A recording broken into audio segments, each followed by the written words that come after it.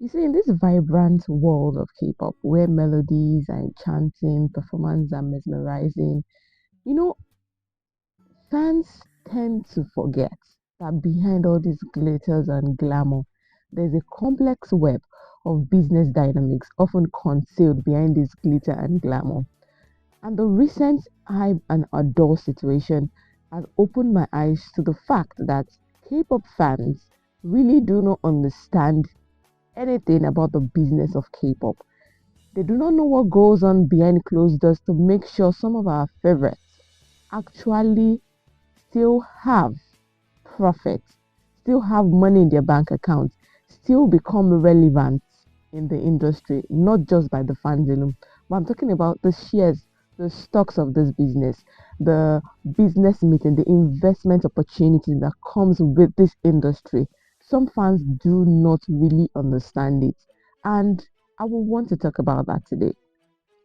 What fans worldwide, like international fans, even K-pop fans that are even in Korea, passionate take to passionately support some of their favorite artists.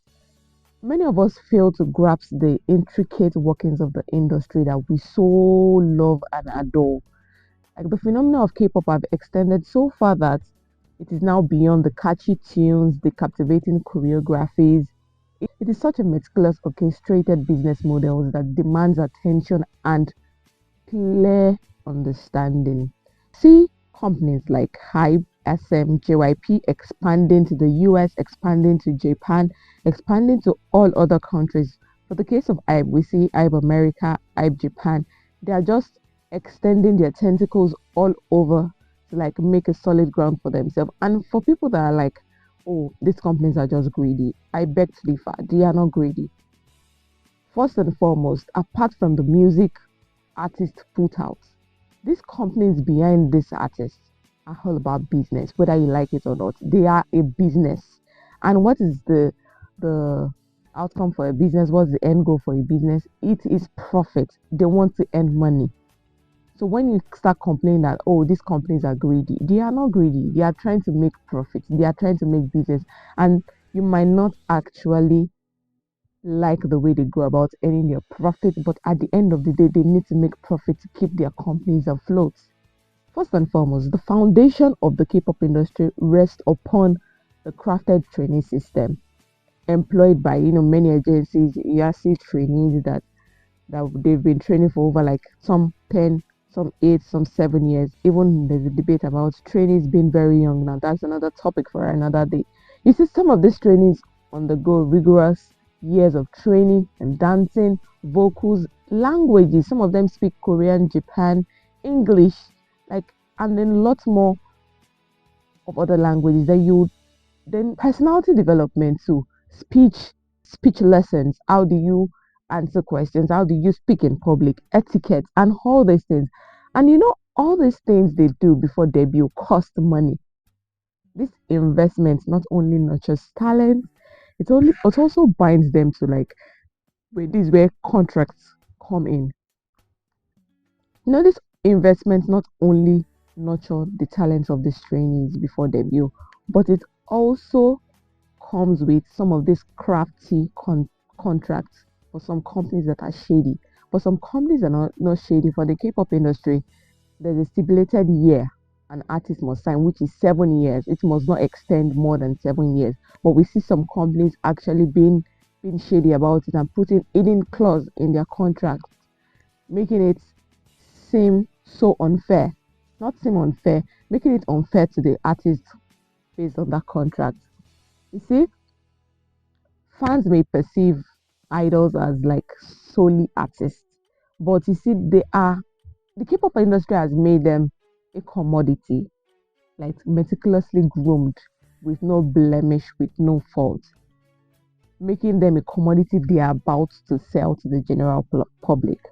The global expansion of K-pop is not merely a result of organic, let's say organic fandom. Some people may beg to differ, but it's a strategic endeavor driven by entertainment company. It's been planned over the years. You don't see K-pop companies just coming out suddenly, just thinking about it. Oh, we're going to create a new K-pop group. We're going to create a new boy group. it's been a progress. It's been a plan over the years. Before you see a K-pop group coming out, like just debuting, maybe there has been like 7 to 6 or 5 years of planning, and these people have been in training over the years. They don't just come out and say, "Oh, we are coming out with a new boy group. We are coming out with a new girl group." No, they have been planning over the years. This company meticulously plan and execute international promotions. They capitalize on the power of social media and online platforms. We can say before the third, fourth, and fifth generation now, the first and second generation might not have or did not have the advantage the third, fourth, and fifth generation had when it comes to social media, online platforms, and like this promotion.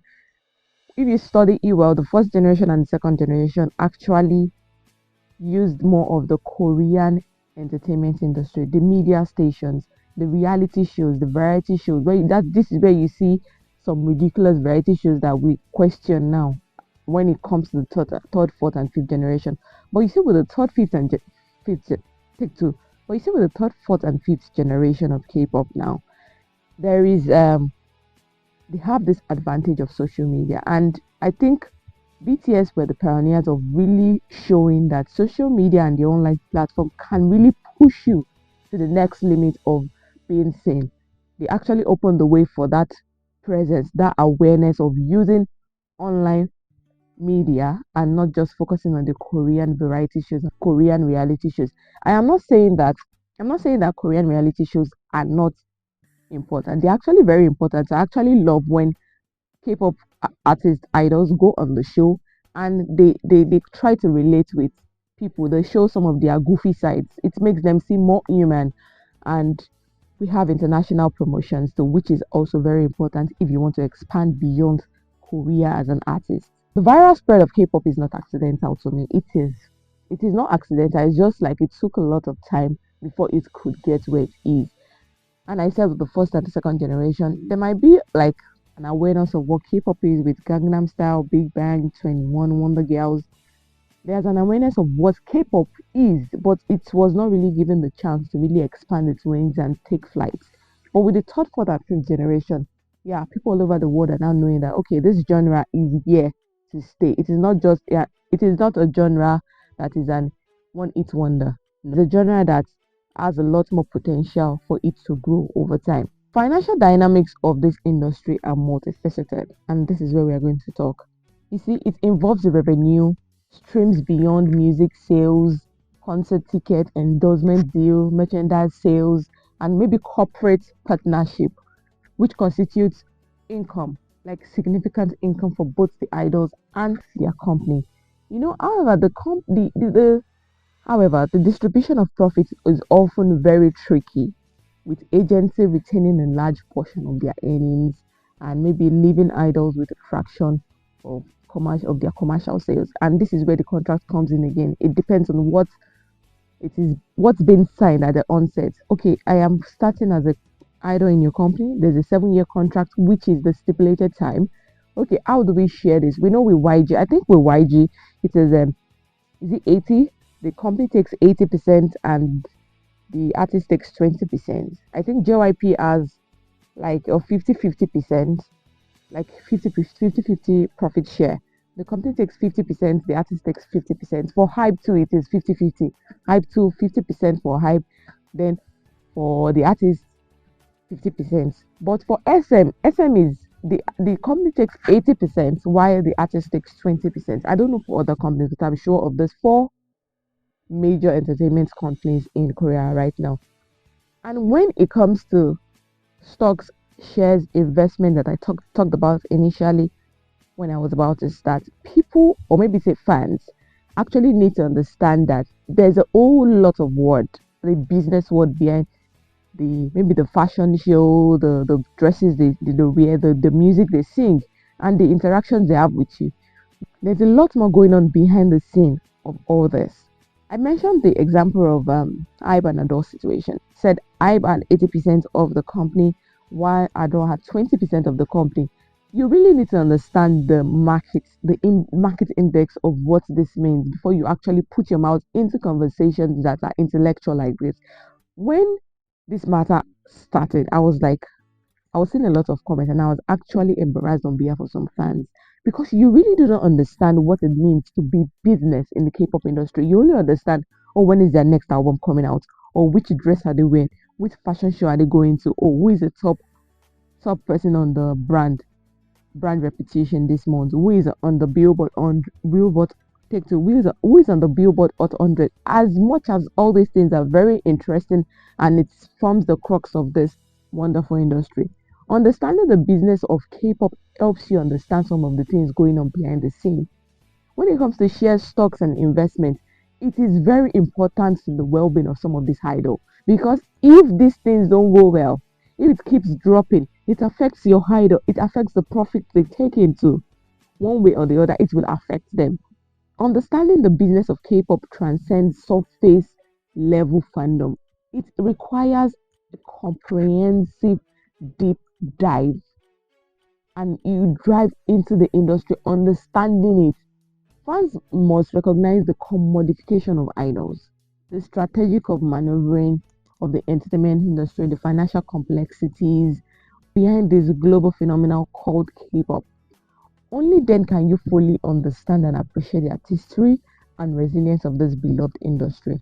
And I will say this too: most of us are always sidelining the companies when we talk about K-pop idols. Yeah, some of these companies are shady, like 100% shady. But you see, some of them are actually needed to make sure some of our idols get to where they are. It's just like the devil you know is better than the angel you do not know. That's why some of them don't leave. You might see some of them, oh, they're maltreating them. They might be maltreating them to you, but the idol in the company understands what he's getting from the company. So sometimes we need to just take a step back and look at what is really happening behind the scene, behind the maybe the fake news, the tabloids and all. You need to understand that some of the business of K-pop going on behind the scenes, some of our favorite idols actually are tapping into it to make profits for themselves too. But you see, in conclusion, the beauty of K-pop extends beyond catchy tunes and captivating performance.